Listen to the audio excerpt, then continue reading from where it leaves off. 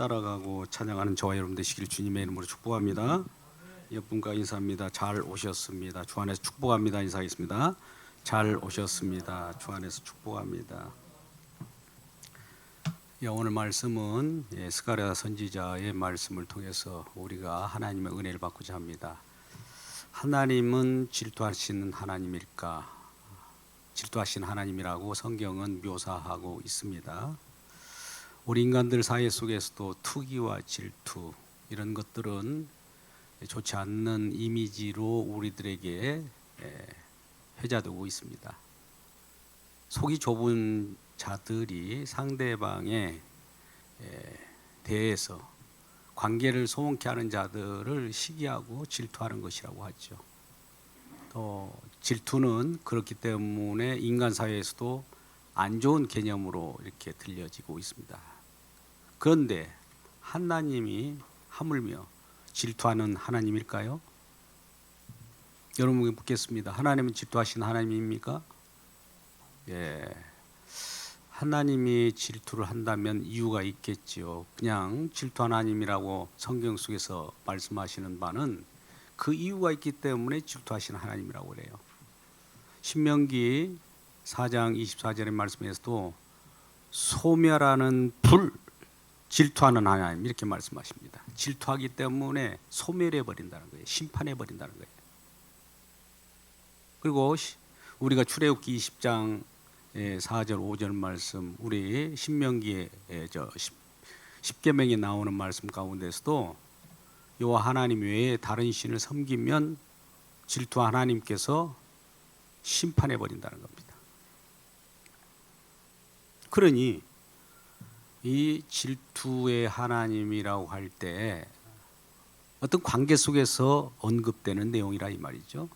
하나님과 인간 사이 속에서 하나님은 우리를 너무 사랑하는데 사랑이 대상이 우리인데 하나님 우리를 사랑하는데도 불구하고 우리는 하나님을 알지 못하고 하나님을 배반하고 거역한다면 하나님은 질투하는 하나님이기 때문에 우리를 소멸해 버리든지 심판해 버리든지 가만두지 않겠다는 거예요. 가만두지 않는다는 것은 어거지가 아니라 그만큼 사랑하기 때문입니다. 질투는 사랑의 다른 표현이에요. 어떤 사랑 관계 속에서만 언급되는 것이 질투예요. 시기하기까지.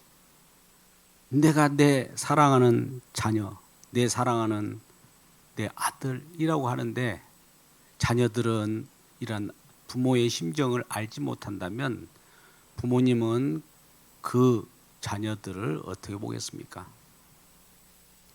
질투라는 것은 어떤 대상이 또 있기 때문입니다. 하나님 말고 다른 것을 더 사랑하고 짝하고 그것을 섬긴다면 유일하신 하나님께서는 그것을 허용할 수 있을까요? 하나님의 속성상 하나님은 나 외에 다른 신을 섬기지 말라고 말씀하셨는데도 불구하고 우리는 껐떡하면 주변을 사랑하고 환경을 사랑하고 하나님보다도 내 가족을 더 사랑하고 그러지 않습니까? 아니 나는 하나님을 사랑하는데요. 아니에요. 알고 보면 자기 사랑이 가득 차 있습니다. 그러니 하나님이 질투하는 하나님이라는 말은 무슨 뜻일까? 우리를 너무 사랑한다는 표현이에요. 너무 사랑하기 때문에 다른 걸 용납하지 않는 거예요. 다른 길로 가는 것을 용납하지 않는 거예요. 주님과의 관계 속에서 오롯이 주님과 자녀와 서로 사랑 관계로서만 계속 유지되기를 원하는 하나님의 마음입니다. 그래서 우리가 딴 곳에 시선을 돌릴 수가 없고 주님을 바라볼 때마다 주님이 기뻐하시고 주님을 사랑하는 관계 속에 놓이게 하시는 하나님의 열심이 들어 있습니다. 우리도 사실 하나님의 명령에 하나님을 사랑하면서 이웃을 사랑하라는 말씀을 해요. 하나님을 사랑해야 됩니다. 성경 전체의 말씀의 내용은 십계명의 내용인데 십계명의 내용을 요약하면 하나님을 사랑하라예요. 더불어서 하나님을 사랑함과 동시에 이와 같이 동일하게 이웃도 사랑하라는 거예요. 그러니까 하나님을 사랑하고 이웃을 사랑하는 것이 계명의 이 큰 계명의 강령인데, 과연 그런 강령을 우리가 준행할 수 있는지를 한번 살펴봐야 됩니다. 그렇다면 하나님은 우리에게 그러한 강령, 하나님만을 사랑하지 못한다면 하나님은 우리를 내버려 둘까요? 가만두지 않죠. 이스라엘 백성도 마찬가지입니다. 하나님을 사랑한다고 해놓고 하나님 말씀을 지킨다고 했고 하나님 율법대로 산다고 했는데 그들이 하나님을 날마다 거역하는 거예요. 하나님을 사랑하겠노라고 마음 먹었는데도 불구하고 날마다 하나님을 배반한 일이 벌어져요. 하나님을 사랑한다고 해놓고는 이방신을 섬기는 거예요. 하나님을 사랑한다고 하면서 자기 자신을 위하여 하나님을 찾고 우상을 섬기더라 이거예요. 그런 하나님께서 그러한 이방을 섬기는 이스라엘 백성들을 어떻게 놔둘까요? 그들을 그 유다족 속이라고 이스라엘을 포로로 잡혀가게 만들죠. 포로로 잡혀가게 해서 그러면 70년이라는 기간 동안, 일정 기간 동안에 그 속에서 담갔다가 꺼냈는데 다시 포로에서 잡혀서 있다가 다시 구원했는데 그들은 변할 수 있었을까요? 뭔가 변할 수 있을 것 같으면 그들이 돌아올 때 이제 회개합니다. 주여 우리가 주님을 사랑하지 않는 것을 회개합니다 해야 되는데 포로로 잡혀갔다 와도 동일했어요. 갔다 와서도 그 속에서 고생과 고통 속에서 그 기간 동안 어려움을 겪었지만 돌아와서 변화된 것은 없었습니다. 변화가 되었겠지? 아닙니다. 변화되지 않았어요. 변화되지 않았기 때문에 그들에게 하나님은 심판은 당연한 거예요. 자, 우리가 질투하는 하나님이라고 할 때 질투하는 하나님이 우리에게 임하면 우리는 그곳에서 온전한 사람이 없는 거예요. 하나님만을 사랑해야 되는데 우리가 하나님만을 사랑합니까? 우리도 거기에서 벗어난 자들이죠. 그러니까 온전하지 못한 거예요. 심판받아 마땅한 거예요. 우리가. 우리만 그러냐? 아까 방금 같은 유대 이스라엘 백성들도 마찬가지였어요. 그들을 아무리 훈련을 시키려고 이방인의 이방인의 몽둥이를 가지고 훈련을 시켜도 훈련 받고 돌아와도 변했느냐? 안 변했다는 거예요. 변했다고 생각하는 사람들은 성경을 자세히 들여다보십시오. 변하지 않습니다. 그런 자들을, 변하지 않는 자들을 우리 하나님 어떻게 조치하실까요? 하나님께서 의도적으로 이방의 백성 바벨론으로 포로로 끌려가서 있다가 오게 하는 것은 그러면 실패한 걸까요? 하나님이 왜 그런 계획을 가지고 이방에 잠시 동안 담갔다가 꺼내는 것은 실패하신 걸까요? 변하지 않았는데. 어떻게 생각하세요? 아무리 자식을 교육을 시켰는데 변하지 않아. 그러면 그 일을 하지 말아야 할까요? 변하지 않는데 뭐하러 그 일을 합니까? 우리는 생각을 했잖아요. 근데 하나님의 열심은 변하지 않는다는 것을 또 확인시키는 거, 확인시켜줘. 너희가 포로 잡혀가도 그렇게 고생을 해도 변하지 않는다. 구스의 여인이 몸이 검습니다. 그것을 어떻게 변할게 할 수가 없어요. 우리 인간이. 표범의 반점을 우리가 어떻게 변하게 할 수가 없어요. 키를 한 자라도 우리가 크게 할 수 없는 그런 것이에요. 하나님 아버지께서 이러한 사실을 알기 때문에 우리를 이렇게 저렇게 훈련시켜도 안 된다는 것을 보여주게 하여 70년이라는 포로 생활 속에서 다시 꺼내왔는데도 이렇게 변하지 않는다. 이 너희들은 이와 같이 변하지 않는 자들이 아니냐. 이런 거예요. 이렇게 해도 안 되고 저렇게 해도 안 되는 것은. 그러면 변하지 않는 자들을 우리 하나님께서 아까같이 변하지 않는다는 것은 뭡니까? 하나님을 사랑하는 자로 변하지 않고 오히려 배반하고 하나님만을 섬기라고 했는데 그러지 않고 또 우상을 섬기고 그러니 변하지 않는 거예요. 하나님만을 섬기도록 변하게 하려고 했는데 그것이 안 되는 거예요. 그러면 우리 입장에서 또 유다 입장에서 유다 이스라엘 입장에서는 그렇습니다. 우리는 변하지 않기 때문에 죽어 마땅합니다라는 사실을 알게 되죠. 여러분도 그렇습니까? 하나님 사랑하는 데 있어서 나 하나님을 사랑할 수 있어 이런 분들이 계세요? 아, 사랑할 수 없구나.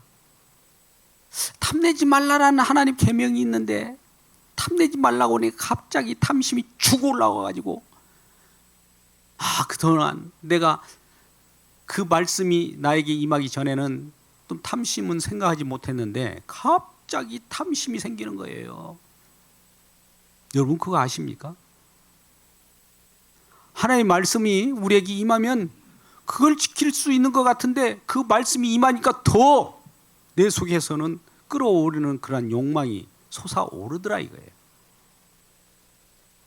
이러한 인간들을 훈련시킨들 안 된다는 것을 확인시키는 기간이 바로 바벨론 포로 기간입니다. 어떤 사람은 바벨론 포로에서 돌아와서 성전을 대건하고 율법을 지키는 운동, 바리새 운동을 해서 진짜 제대로 한번 말씀을 지켜보자, 제대로 하나님을 사랑해보자 이런 운동들도 있었어요. 그런데 그런 것들이 다 제대로 되겠습니까? 안 되는 겁니다. 우리는 왜 이렇게 안 되는 것만 이렇게 이야기할까요?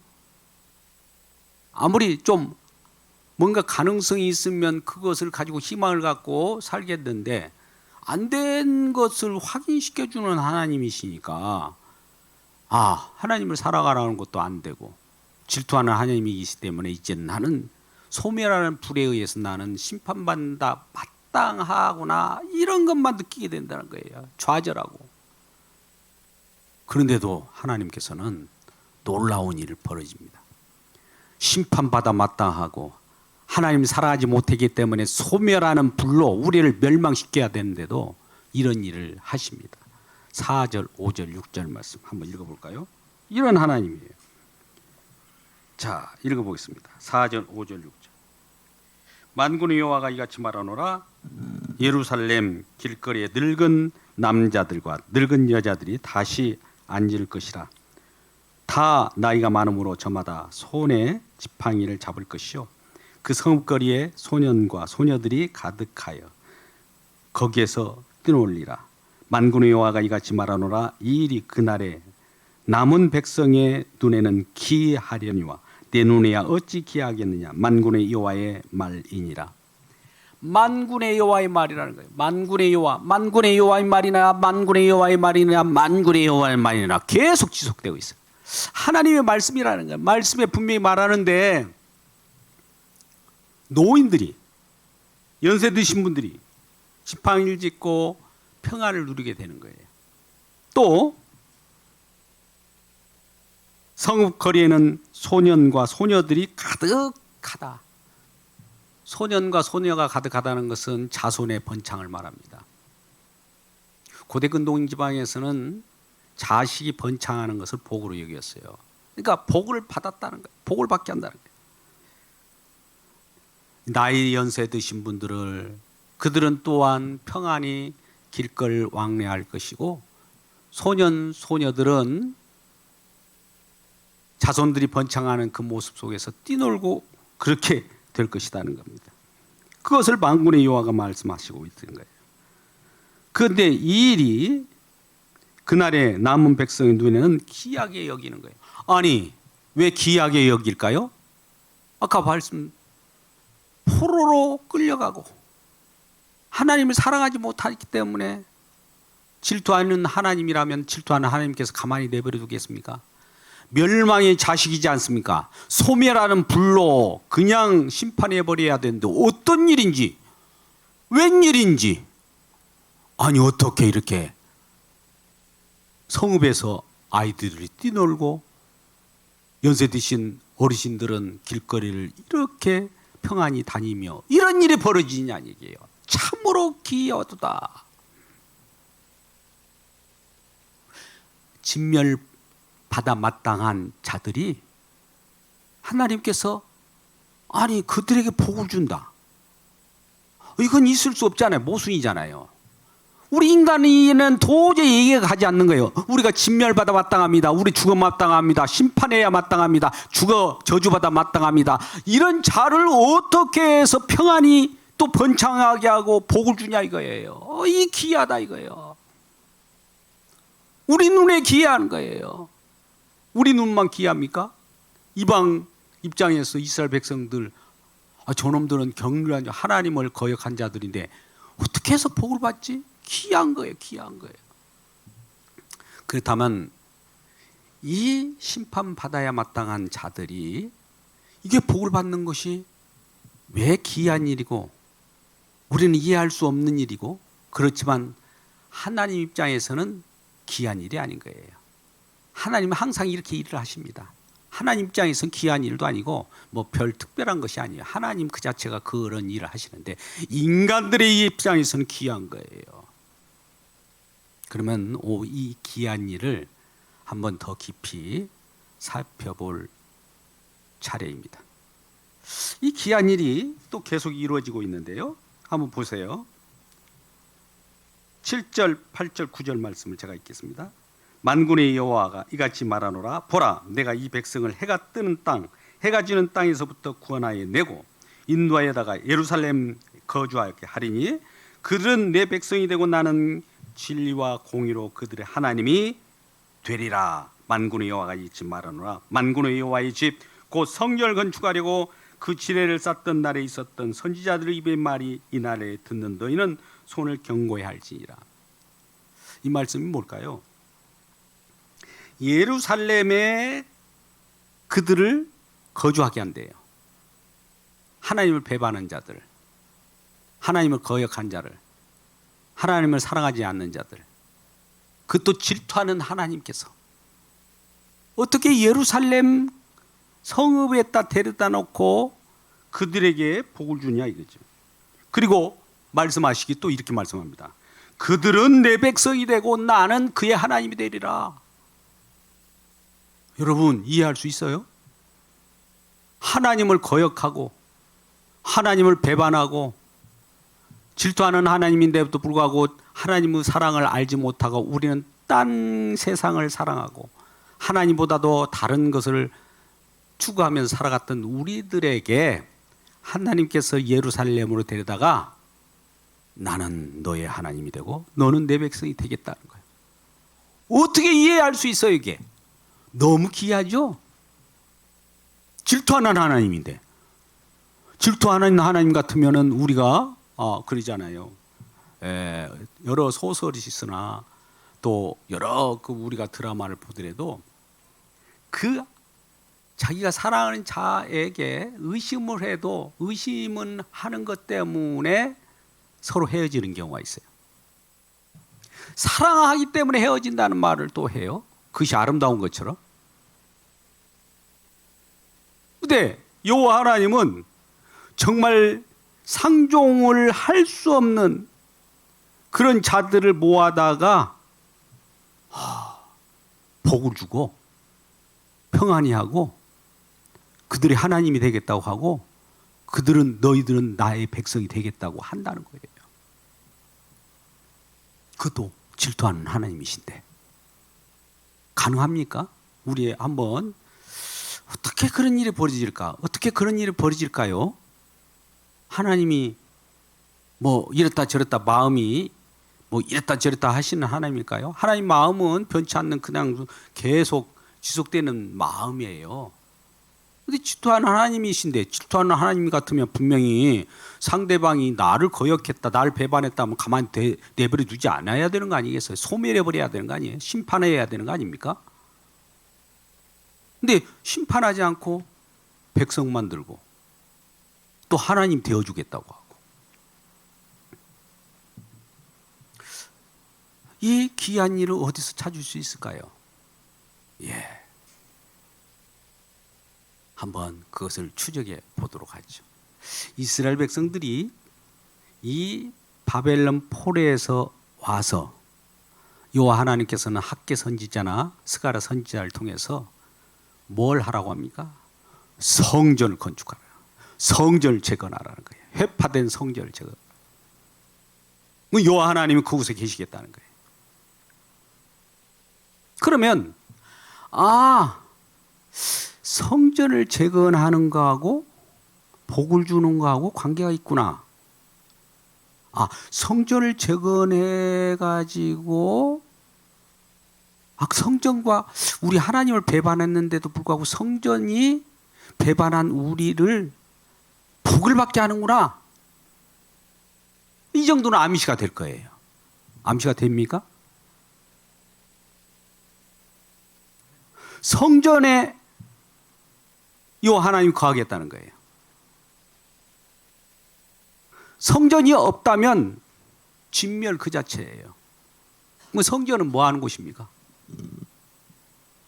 우리가 진멸받아 마땅하고 질투한 하나님에 의해서 하나님을 사랑하지 않는 자는 멸망받아 마땅하고 우리가 소멸되어야 되는데, 성전에서는 무슨 일이 벌어졌길래 이스라엘 백성들이 복을 받냐 이거예요. 성전에 무엇이 있길래, 성전에서 무슨 일이 일어나길래 이스라엘 백성들이 하나님의 자녀로서 여김을 받느냐 이게요. 이스라엘 백성들은 우리가 출애굽기 19장 5절 이하의 말씀 보면 제사장의 나라를 만들겠다고 하는 것이 하나님의 의지고 뜻입니다. 제사장의 나라. 여러분, 그냥 나라가 아니에요. 제사장의 나라라는 건 뭡니까? 제사장의 나라는 제사 제물을 드려야 될 거 아니겠어요? 제물이 있어야 되고 제단이 있어야 되고 제사장이 있어야 될 거 아니겠습니까? 그러면 그런 것이 있다고 손치더라도 그냥 그러면 그러지 이렇게 생각합니까? 제단에서 제물이 그냥 제물에 바쳐집니까? 한번 그것을 연결해 보세요. 성전을 재건해서 거기서 제사를 지냄으로 말미암아 하나님은 그 성전을 통해서 용서하시는 거예요. 성전을 통해서 용서하시는 거예요. 어떤 걸 용서합니까? 질투한 하나님이신데, 질투한 하나님은 이 세상에 하나님을 사랑하지 않는 자는 다 멸망입니다. 그때 말 그대로 소멸이에요. 성전이 있기 때문에, 성전에서 무슨 일을 하기 때문에 용서받아서 평안히 걸어다니고, 연세 드신 분이 지팡이를 짚고 다니며 어린아이들은 번창하고 이런 것을 누리게 하겠다는 거예요. 참으로 기하도다. 여러분, 기하죠? 성전이 중요하네. 성전이 없으면 그들은 그냥 멸망받아 그냥 끝나버린 건데, 어떻게 멸망받아 지옥불이 돼버릴 텐데 어떻게 성전이 무슨 일이 있었어요? 성전에 성전이 무슨 일이 있는 거예요? 이제 이런 관심을 갖게 되겠죠. 성전을 재건합니다. 성전을 재건하는 과정 속에서도 어려움이 없지 않아 많았어요. 성전을 건축하려고 하면 이방 세력들이 그걸 성전을 재건하지 못하게 하고, 또 사마리아 사람들도 같이 성전을 재건하자고 같이 하다가 그것을 방해하고, 그러다 보니까 성전 건축이 한 15년 정도 늦어진 거예요. 그때 성전 건축이 늦어지니까 어떤 일이 벌어지느냐, 성전 건축 속에서 여러 가지 일을 했으면 싹쓸 건축에 대한 대가를 받아야 될 텐데 그들도 대가를 못 받고 있다는 거. 10절 말씀입니다. 10절 말씀 한번 읽겠습니다. 이날 전에는 사람도 싹쓸 얻지 못하였고 짐승도 싹쓸 받지 못하였으며 사람이 원수로 말미암아 평안히 출입하지 못하였으니 내가 모든 사람을 풀어 서로 치게 하였느니라. 성전 건축도 제대로 이루어지지 않고 또 이것도 여호와 하나님께서 허용했다는 거예요. 성전을 건축하는데도 누구 방해가 있고, 성전이 건축되어야 제사가 지내질 텐데, 제사를 제대로 지내야 될 텐데, 제사가 지내지 않으면 어떤 짐승의 희생 때문에 우리가 용서받는데, 그런 일이 용서받는 일이 없으면 우리는 영원히 멸망입니다. 그런데 우여곡절 끝에 성전이 지어지게 되죠. 그래서 이러한 성전이 건축되게 되면 어떤 일이 벌어집니까? 우리는 아까 3절 말씀을 안 읽었는데요. 여호와가 이같이 말하노라. 내가 시온에 돌아와 예루살렘 가운데 거하리니 예루살렘은 진리의 성읍이라. 일컫겠고 만군의 여호와의 산은 성산이라 일컫게 되리라. 뭔가 복을 주려고 하는 그런 성과 성산으로 만들겠다는 예루살렘, 성전이 있는 곳을. 그러한 이 성전을 통해서 하나님이 하실 일들을 지금 나타내고 있습니다. 지금 질투하는 하나님을 생각하십시오. 질투 하나님이 왜 성전을 가지고 어떤 일을 하시는가? 질투하기 때문에 성전을 지켜야 하는 거예요. 질투하지 않았다면 성전을 질 필요가 없어요. 자, 다시 이렇게 말씀합니다. 하나님은 저와 여러분을 너무나 사랑하는데 우리가 다른 것을 사랑하면 하나님 질투해요. 하나님 질투한다는 것은 우리를 사랑한다는 반증이에요. 할렐루야. 우리 질투한다는 것은 그 사람을 사랑한다는 거잖아요. 하나님께서 우리를 사랑하기 때문에 성전을 지으라는 거예요. 질투하는 하나님이. 성전을 안 지으면 내가 너를 사랑하지만 성전이 없으면 너희들은 완전 진멸돼서 사라져 버릴 거라는 거예요. 질투하기 때문에 성전을 지으라는 거예요. 이런 역설이 어디 있습니까? 성전을 지으라는 것은 질투하기 때문에. 그렇다면 성전이 이렇게 지어지게 됩니다. 우리가 재건되게 되고요. 이제 스룹바벨 성전이나 또 이 성전 성벽이 재건되고 느헤미야와 같은 자들을 보내서 이게 재건되고 그러한 성전을 가지고 있는 거예요. 그래서 그 속에서 복을 주는 거예요.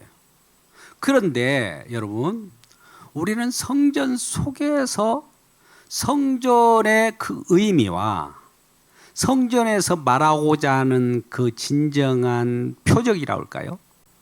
그것을 붙들어야 되는데 이스라엘 백성들은 뭘 붙드는지 아십니까? 형식으로만. 성전에 가서 성전은 있으니까 드나들기만 하면 복을 받는다는 거예요. 오늘날 교회를 드나들기만 하면 복을 받는다고 생각하는 거예요. 그리고 또 복을 줘야 된다고 생각하는 거꾸로 어거지를 쓰는 거예요.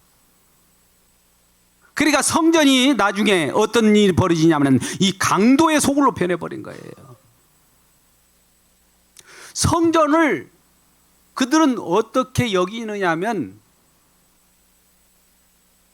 우리 죄 때문에 재물이 희생되어졌다는 것을 생각하지 않고 성전을 이용해서 나를 사랑하는 데 활용하더라 이거예요.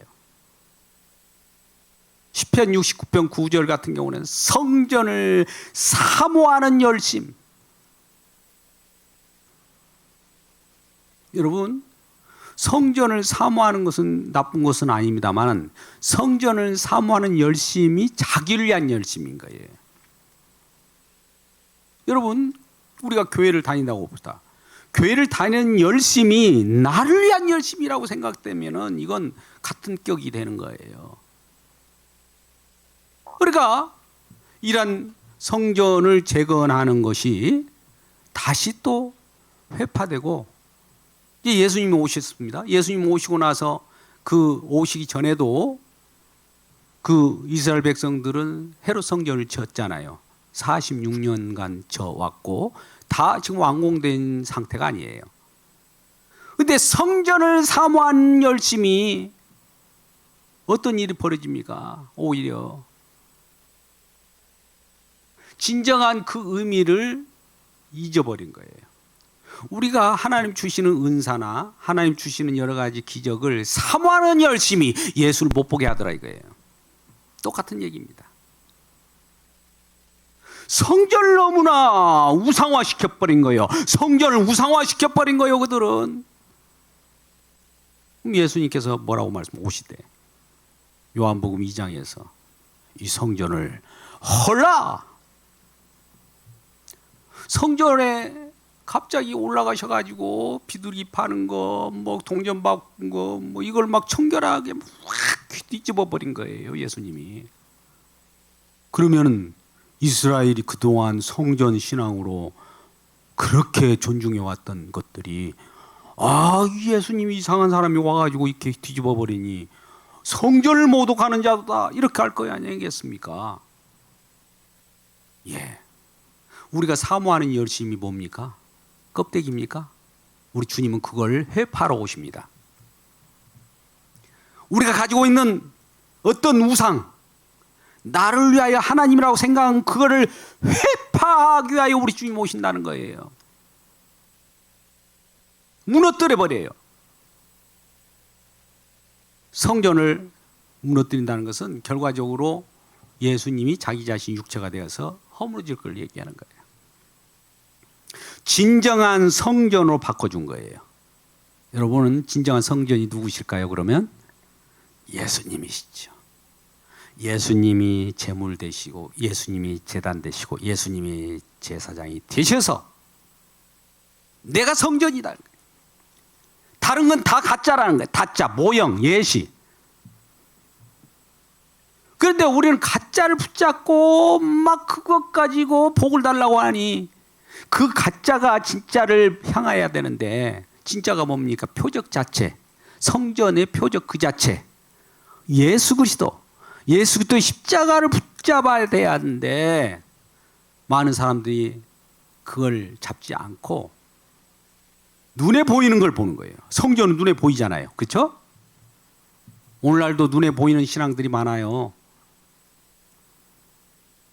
하나님은 믿음은 보이지 않는 걸 믿는 걸 믿음이라고 합니다. 예수님은 지금 영으로 저와 여러분이 임하고 있어요. 그러니까 한번 아까 본문으로 돌아와서 질투하는 하나님이신데 질투하는 하나님은 뭐라고요? 자기 백성을 너무 사랑하기 때문에 질투해요. 사랑하지 않으면 질투할 필요도 없어요. 내버려 둬버리지 뭐로 질투합니까? 사랑하기 때문에 질투하는데 질투하는 그 하나님 속성은 그 사랑하는 대상이 엉뚱한 짓을 하면 죽어야 돼요. 그죠? 모든 인간들은 그 하나님 사랑할 수 있는 자격도 없고 사랑할 수 있는 능력도 없고 사랑한 사람도 하나도 없어요. 의인 없나니 하나도 없어요. 그럼 다 진멸돼야 되네요. 그죠? 진멸돼야 마땅한 거 아닙니까? 그런데 어떻게 살아나서 저와 같이 성읍에서 길거리에 노인들이 돌아다니고 자녀들이 번창하고 그러냐 이거예요. 그거 참 신기하다. 어떻게 저럴 수 있을까? 하나님 질투하는 하나님은 저들을 다 죽어야 되는데 어떻게 저 사람들이 복을 받고 저렇게 있지? 알고 보니까 그 원인이 성전에 있더라요. 성전도 그것도 예수 그리스도의 십자가의 핏뿌림의 원인이 있더라 이거예요. 우리가 살고 죽는 것은 이와 같이 예수님에 의해서 결정되는 겁니다. 이 말씀이 오늘 내용이에요. 스가랴 선지자는 성전을 건축하라. 성전은 장차 올 예수 그리스도 진정한 제거는 예수 그리스도가 완전한 성전이에요. 그러면 그동안에 지은 건 뭐냐? 예수 그리스도가 오실 때까지 모형적으로 지은 건물이에요. 예수님이 왔으면 어떻게 했습니까? 기존 건물은 다 무너져야 되겠죠. 기존 그동안에 건물을 지을 때 여러 가지 뭡니까? 거푸집, 스캐폴드 그런 것들이 다 해체돼야 됩니다. 주님만 오롯이 성전의 주인으로 나타난 거예요. 알고 봤더니 이 심판받아야 되고 질투하는 하나님 앞에서 모든 거 하나님을 사랑하지 못한 우리 죄가 죽어야 되고 심판받아 마땅한데도 불구하고 우리가 지금 살아있고 복을 받는 건 뭐냐 봤더니 예수님께서 십자가에 죽으시고 피 흘린 이것 때문에 지금 살아있다는 이 사실을 증언하고자 질투하는 하나님이 질투하는 이유가 용서에 있었다는 겁니다.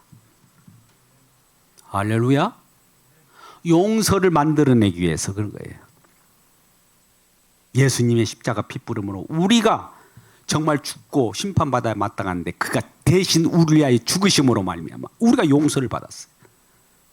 그 현장이 어디예요?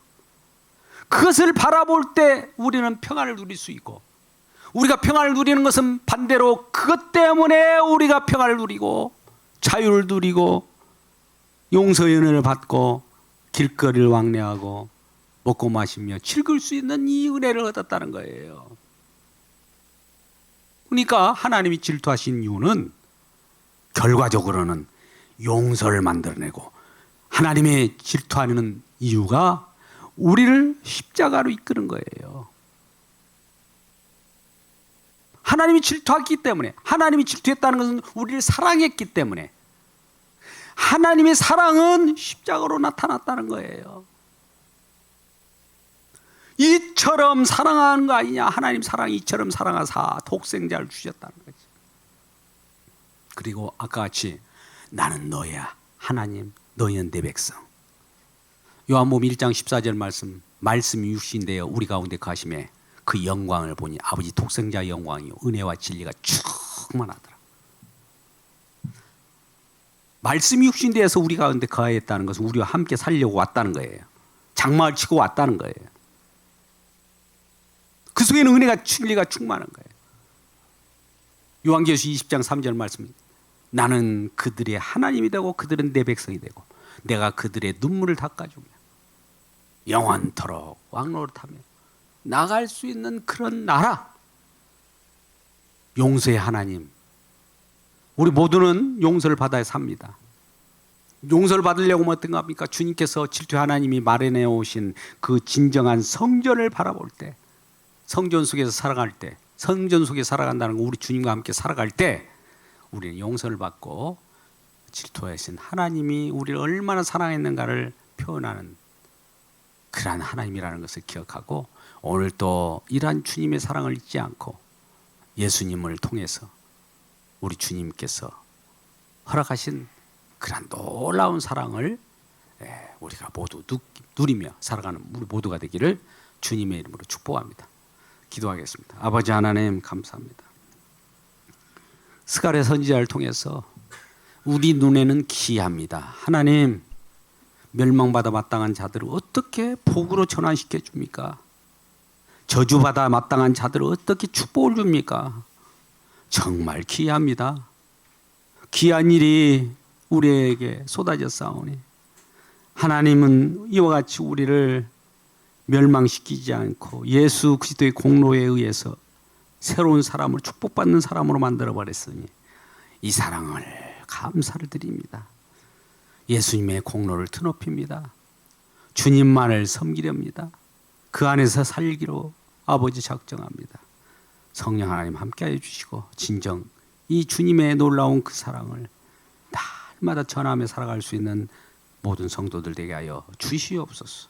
예수님의 이름으로 기도드리옵나이다. 아멘.